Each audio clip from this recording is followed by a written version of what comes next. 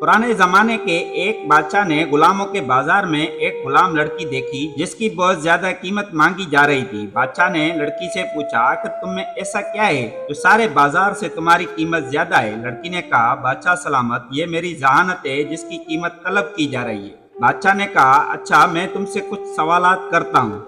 अगर तुमने दुरुस्त जवाब दे दिए तो तुम आजाद हो, लेकिन अगर जवाब न हुआ तो मैं तुम्हें कत्ल करवा दूंगा। लड़की आमदा हो गई। तब बादशाह ने पूछा, सबसे कीमती लिबास कौन सा है? सबसे बेहतरीन खुशबू कौन सी है? सबसे लजीज खाना कौन सा है? सबसे नरम बिस्तर कौन सा है? और सबसे खूबसूरत मुल्क कौन सा है? लड़की ने गुलामों के बाजार के ताजर से कहा, मेरा घोड़ा तैयार करो क्योंकि मैं आजाद होने लगी हूँ। फिर पहले सवाल का जवाब दिया, सबसे कीमती लिबास किसी गरीब का वो लिबास जिसके अलावा उसके पास कोई दूसरा लिबास न हो। ये लिबास फिर सर्दी, गर्मी, ईद, त्योहार हर मौके पर चलता है। सबसे खूबसूरत खुशबू माँ की होती है, भले वो मवेशियों का गोबर ढोने वाली मजदूर ही क्यों ना हो। उसकी औलाद के लिए उसकी खुशबू से बेहतर कोई नहीं होगी।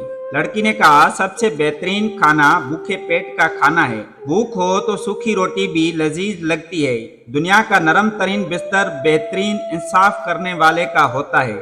जालिम को मलमल व मखमल से आरास्ता बिस्तर पर भी सुकून नहीं मिलता। ये कहकर लड़की घोड़े पर बैठ गई। बादशाह हमातन गोश सुन रहा था। अचानक उसने चौंक कर कहा, लड़की, तुमने एक सवाल का जवाब नहीं दिया। सबसे खूबसूरत मुल्क कौन सा है? लड़की ने कहा, बादशाह सलामत, दुनिया का सबसे खूबसूरत मुल्क वो है जो आजाद हो, जहाँ कोई गुलाम न हो, जहाँ के हुक्मरान जालिम और जाहिल न हो। लड़की के इस आखिरी जवाब में इंसानियत की सारी तारीख का किस्सा तमाम होता है।